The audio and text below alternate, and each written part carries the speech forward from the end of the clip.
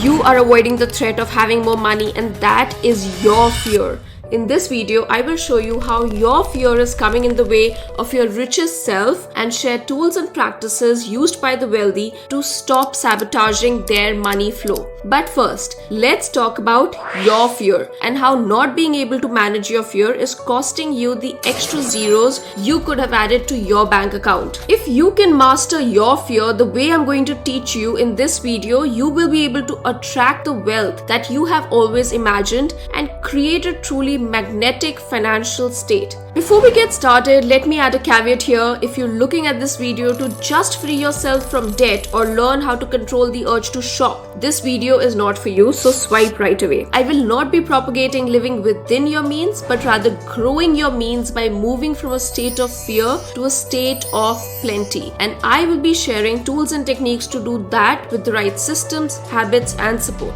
Here's the outline of this video today, and by the end of this video, I want you to leave with action steps to never again experience lack of money. Money is a human concept, and while you and I have created it, it remains something that we still fear the loss of than show gratitude towards. It's stupid and truly makes me unhappy to see people share their feelings of lack of money, but our ancestry and the society attach such large value to money that we cannot help but succumb to the worry. Remember, you only fear something that you believe is bigger than you. So if you want to be financially rich, you need to be self-aware of your emotions around money. The two, which is your most successful and rich self and your self-awareness, cannot exist without each other because emotions are energy in motion. Simply explained, what you put your energy in, what you appreciate, appreciates. So every day as you go out in the world, you are engaging in different money opportunities. But are you aware of when they come knocking on your door? Are you aware what those opportunities are and how you're engaging with them?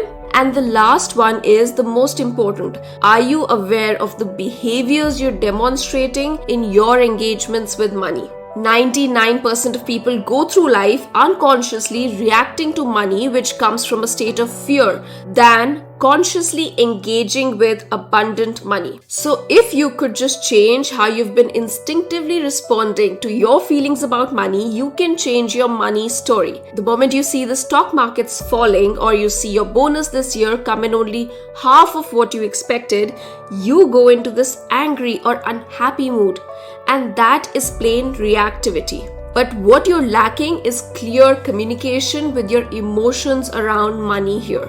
These are literal conversations that you should have with yourself about money. But unfortunately, majority of the time, even if we have those conversations, it is based on this external view of yourself. The money vision of yourself you see around you, whether it is your income stagnating or your rising rent costs. In plain and simpler terms, you are reacting to your outside image instead of your inside reality. By the end of this video, I plan to move you from this fearful and worried financial situation to building conscious and rational decisions to make easy money a reality for you. So let me give you an example here. A presumably bad situation like the financial downturn and recession of 2010 for people who are defensive and fearful is their worst nightmare. But the super wealthy saw it as an opportunity to take advantage of, to multiply their wealth, to invest in what seemed to be what the general population would need in a recession. You know how that is? Well, first, they broadened their money thinking. They did not think small even before the recession about just paying the bills or making ends meet or saving up 20 to 30% of their income each month, but actually playing on the offense and scaling. So when the recession hit, they were still thinking of wealth proliferation. And you can only do that when you innately realize that you don't have enough, even when you think you might. Because every time you get a high-paying job or a new stream of income, we start to tell ourselves, life will be perfect now. Well, it will be, but why should you only reach out to expand your wealth when you are in a state of need and not a state of want? Growing wealth only comes to those that consider financial financial growth from a state of pleasure and delight and not a state of panic or shortage. With this, I want you to start busting the false narratives that either the society or you yourself are saying to your mind. And the biggest one, especially in the Western world, is don't worry about your debt. You can accumulate it because of your college education, and this education will help you secure a job that will help you pay off that exact debt. Interestingly, what is taught in these colleges is sometimes far from what you actually end up doing. And more often than not, especially in this digital age of AI and growing technology, most of the jobs that you are going to be trained on will become obsolete by the time you graduate. So before you start on your abundant money journey, you need to unravel these mixed emotions about the idea of money. When you see someone grow in life or have a rags to riches story, you applaud them. But those very people, when they go from this ultra rich to a state of riches that is unheard or unseen, you want to pull them down. You start to show greed, jealousy, and buy into the conversations around inequality, privilege, and this alleged unethical behaviors, often questioning how they could possibly have amassed such wealth without compromising moral or legal standards.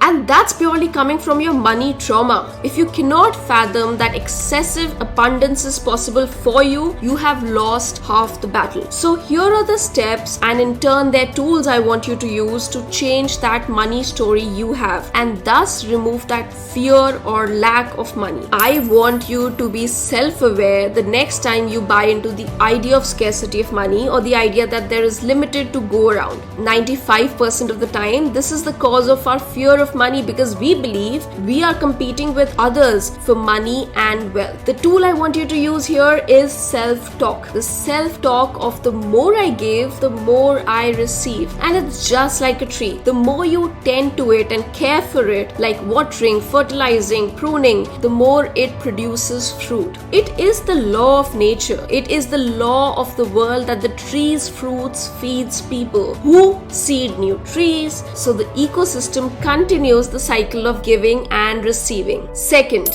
fear grows when we don't know what will afford us monumental wealth. I want you to understand that only value can build true prosperity and financial success. Unfortunately, on social media, this principle is often misrepresented, leading us to believe that minimal effort and no real value can actually generate millions. But this is simply not accurate. In reality, sustainable wealth is a result of consistent effort and the significant value that individuals or businesses provide. Those stories for overnight success, they often skip over the years of hard work, the failures, and the countless hours of dedication that truly laid the groundwork for their eventual success. So when you're looking to build your wealth, focus on how you can add real value to others' lives. Now, this approach not only leads to financial gain but also creates a lasting impact for others that can stand the test of time. And third, and the last one I want to share for this video, is that you need to learn that you and only you can change your financial success. You can speak to your wealthy colleague or your personal banker or learn from your friends and family, but when it comes down to building your wealth, only your money energy, only your knowledge of finances can alter your reality. Majority of those around you are projecting their money trauma and the stories they tell themselves around money. So it's essential to filter what advice and perspectives you absorb. When we know how we can impact our financial status, how it is wholly dependent on us, we reduce the fear of the things outside of our control. Interestingly, from the age of 3, we start to build our money story, which then takes years to change, adjust, and